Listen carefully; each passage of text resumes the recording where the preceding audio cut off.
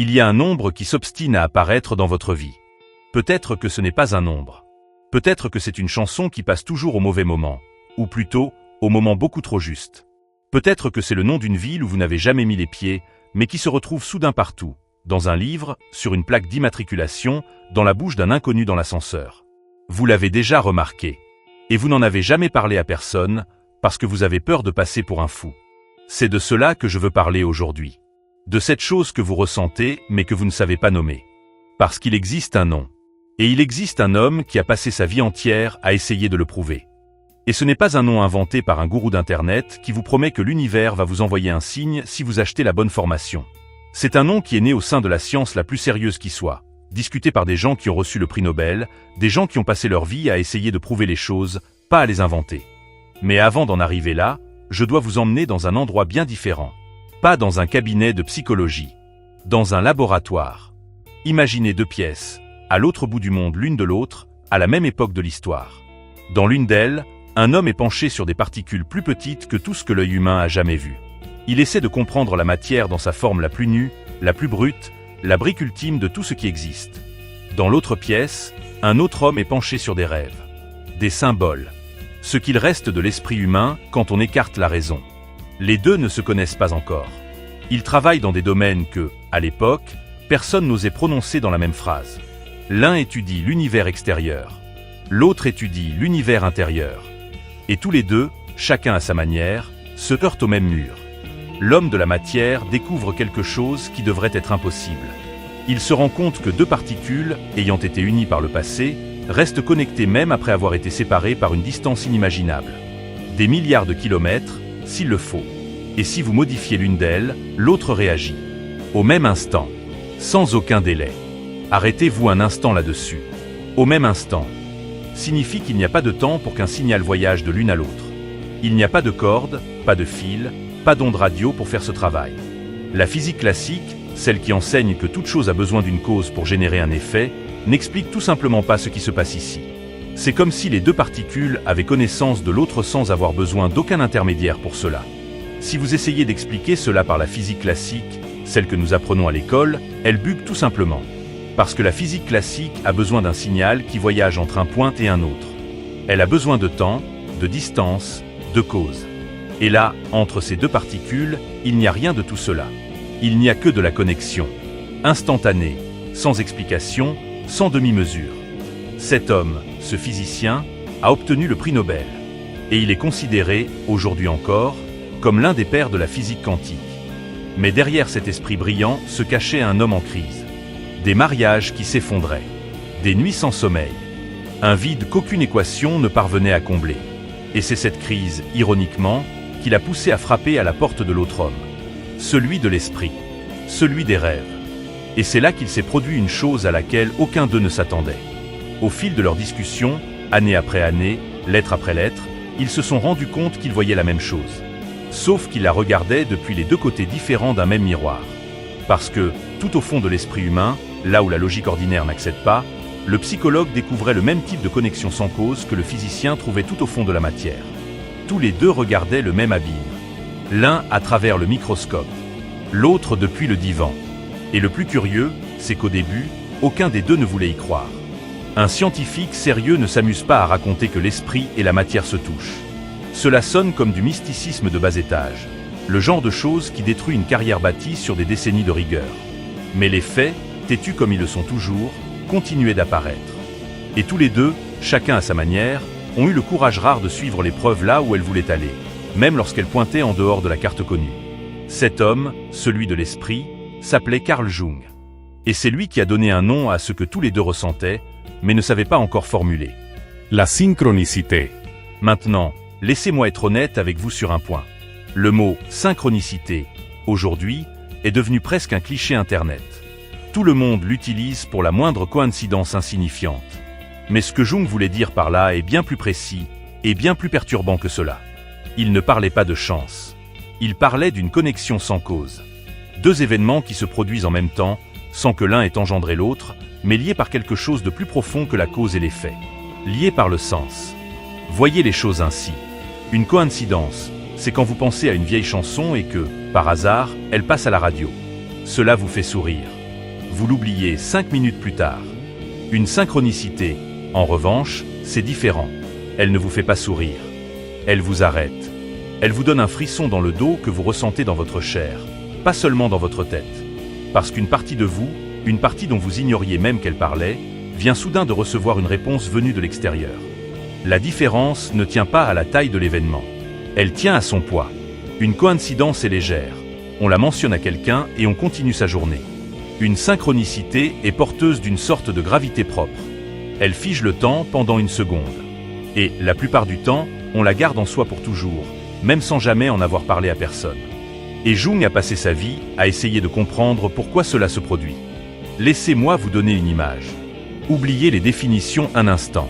Imaginez que vous et le monde soyez deux radios, chacune branchée sur une fréquence. La plupart du temps, chaque radio joue sa propre musique, sans aucune interférence. Vous vivez votre vie là, dans votre tête, et le monde suit son cours là dehors, chacun sur son canal. Mais de temps en temps, sans aucune raison apparente, les deux radios se calent sur la même station, au même instant. Et la musique qui résonne en vous est la même que celle qui résonne dehors. Il n'y a aucun fil qui relie les deux radios.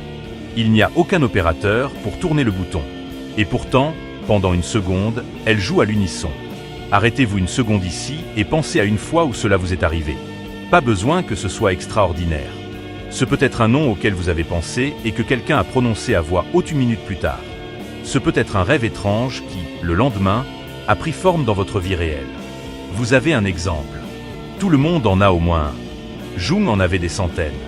Mais il y en a un, en particulier, qu'il racontait comme étant le début de tout.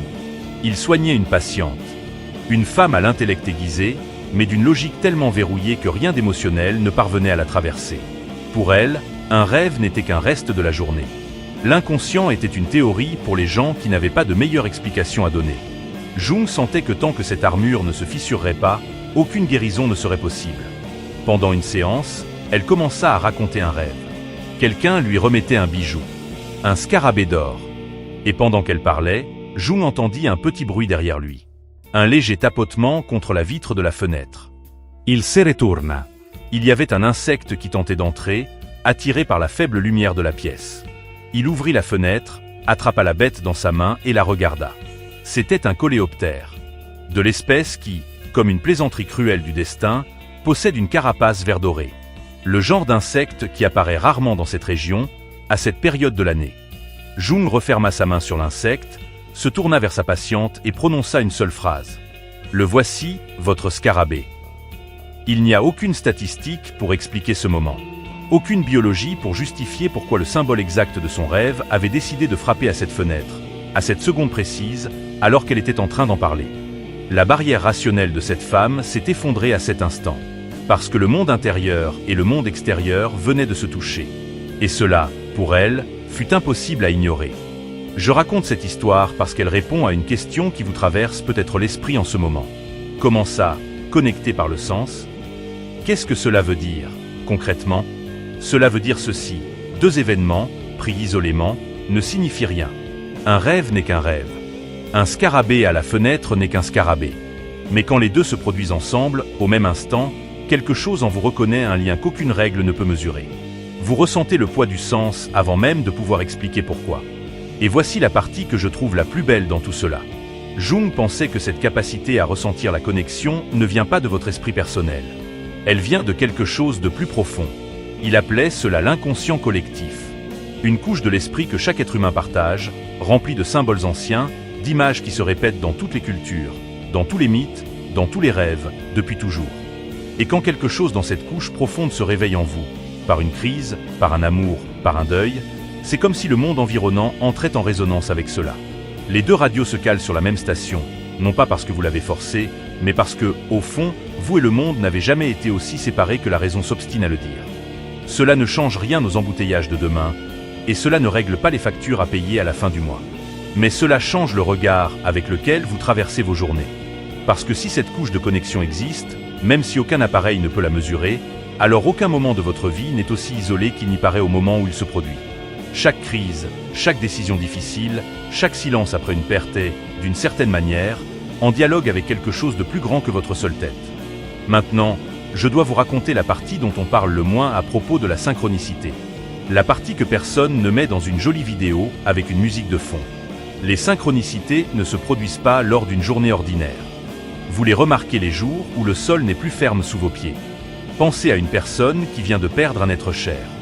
Dans les jours qui suivent le deuil, il est fréquent, plus fréquent que ce que n'importe quelle statistique pourrait expliquer, que cette personne trouve des signes de celui ou celle qui est parti. Une chanson qu'ils chantaient ensemble passe de nulle part, dans un magasin quelconque, dans un taxi quelconque. Un oiseau qui se pose exactement sur la fenêtre ce jour précis. Une odeur, un ombre, un objet rangé qui réapparaît sans explication. La science a un mot tout prêt pour cela, coïncidence.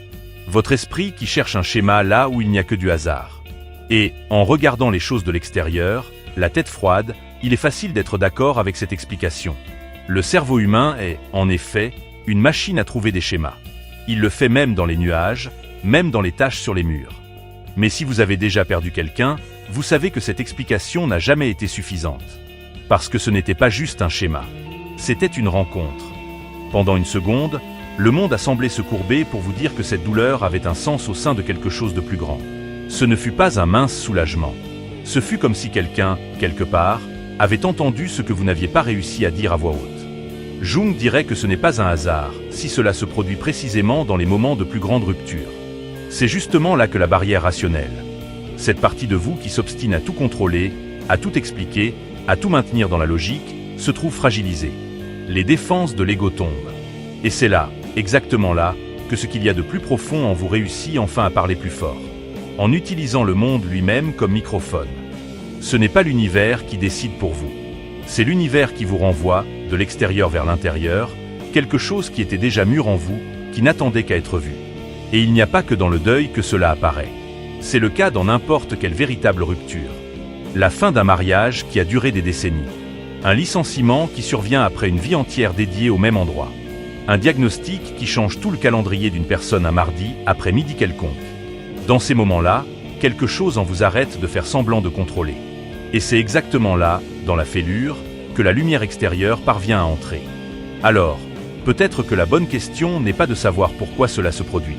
Peut-être que la bonne question est de savoir comment le remarquer, sans forcer, sans inventer. Et sur ce point, Jung a été très précis. Il y a une différence immense entre chercher des signes et y être attentif. Si vous passez votre journée à traquer activement des nombres répétés, des signes mystiques, des messages cachés dans tout ce que vous voyez, ce que vous trouverez, ce n'est pas de la synchronicité. C'est votre propre esprit qui projette ses désirs sur la réalité. Cela porte un autre nom, l'autosuggestion. La véritable synchronicité ne se laisse pas traquer. Elle vous cueille par surprise, précisément au moment où vous arrêtez de chercher. Jung appelait cette posture, attention flottante. C'est l'opposé de l'obsession. C'est simplement être éveillé à ce qui se passe autour de vous, sans rien lui exiger. Pensez à quelqu'un qui pêche. S'il remue l'eau tout le temps, anxieux, vérifiant sa ligne toutes les 10 secondes, il fait fuir tous les poissons qui se trouvent à proximité. Mais s'il s'assoit, tient sa canne fermement et laisse la rivière faire son travail, le poisson apparaît quand on s'y attend le moins. L'attention flottante, c'est cela. Vous ne lâchez pas la canne. Vous arrêtez juste de la secouer. En pratique, cela signifie vivre les yeux un peu plus ouverts que d'habitude, sans en devenir l'otage. Remarquez quand quelque chose se répète, sans pour autant noter chaque détail dans un tableur. Notez quand une rencontre semble arriver à un moment beaucoup trop opportun, sans forcer cette rencontre à se reproduire artificiellement. C'est une posture de présence, pas d'investigation. Et, avec le temps, cela devient presque un muscle. Vous commencez à percevoir des choses qui passaient inaperçues auparavant, non pas parce qu'elles ont augmenté, mais parce que vous avez enfin arrêté de regarder du mauvais côté. Alors, la prochaine fois qu'il se passera quelque chose d'étrange, quelque chose que vous serez tenté d'expliquer trop vite juste pour vous sentir à nouveau rassuré, essayez de faire différemment. Ne vous précipitez pas pour démonter le moment avec de la logique, avec ce réflexe automatique de tout expliquer avant même d'avoir ressenti. Restez avec ce moment un instant. Laissez le frisson finir de vous traverser avant de décider de ce qu'il signifie. Et posez-vous la question que Jung posait à ses patients. Qu'est-ce que cet événement essaie de me dire sur le moment que je vis en ce moment même? Parfois, la réponse est claire sur le coup. Parfois, elle ne prend son sens que des semaines plus tard, avec le recul. Mais la question, à elle seule, change déjà la manière dont vous traversez votre propre vie. Parce qu'elle vous sort du mode automatique et vous ramène au mode présent. Il y a une autre chose que Jung disait, et qui selon moi vaut mieux que n'importe quelle méthode. Il disait que la synchronicité ne résout pas vos problèmes. Elle n'est pas une carte avec la bonne réponse dessinée dessus. Elle fonctionne plutôt comme une boussole. Elle ne vous dit pas exactement où aller, mais elle vous montre, avec clarté, quand vous vous éloignez de qui vous êtes vraiment. Et elle vous confirme, par ce frisson si reconnaissable, quand vous avez enfin trouvé le bon chemin. Je voudrais terminer en vous racontant une chose qui, je trouve, résume tout cela mieux que n'importe quelle théorie. La science moderne a passé le dernier siècle à nous enseigner que nous sommes de la poussière cosmique. Un accident biologique sur un caillou qui tourne autour d'une étoile quelconque, dans un univers froid, mécanique, indifférent à ce que nous ressentons. Et il y a une partie de cela qui est peut-être vraie. Mais il y a une solitude au sein de cette idée qui, avec le temps, est devenue la maladie silencieuse de notre époque. La sensation d'être complètement seul, enfermé dans sa propre tête, à regarder vers l'extérieur comme on regarde une machine qui ne nous rend pas notre regard. La synchronicité est l'exact opposé de cela. Elle est cette seconde où la machine cligne des yeux en retour. Ce n'est pas de la magie, au sens superficiel du terme. Jung n'a jamais dit que c'en était. Il disait que c'est une loi de la nature que nous n'avons pas encore appris à mesurer avec le moindre instrument. Peut-être n'y parviendrons-nous jamais. Peut-être la science aura-t-elle besoin de 100 ans de plus, ou de 200 ans, pour créer un appareil capable de capter ce genre de connexion. Ou peut-être n'y arrivera-t-elle jamais, parce qu'une part de cette nature refuse tout simplement de se laisser réduire à un chiffre. Mais cela ne change rien à ce que vous ressentez quand cela se produit. Alors, revenez avec moi au début. Ce nombre qui s'obstine à apparaître dans votre vie. Cette chanson à contretemps. Ce nom qui ne vous lâche pas. Peut-être que ça n'a jamais été une coïncidence. Peut-être que c'était la preuve, infime, silencieuse, que vous n'avez jamais été aussi seul que la raison a insisté pour vous le faire croire.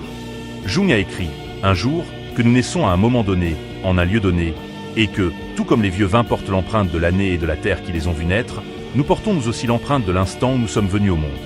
Il ne parlait pas de destin au sens premier du terme.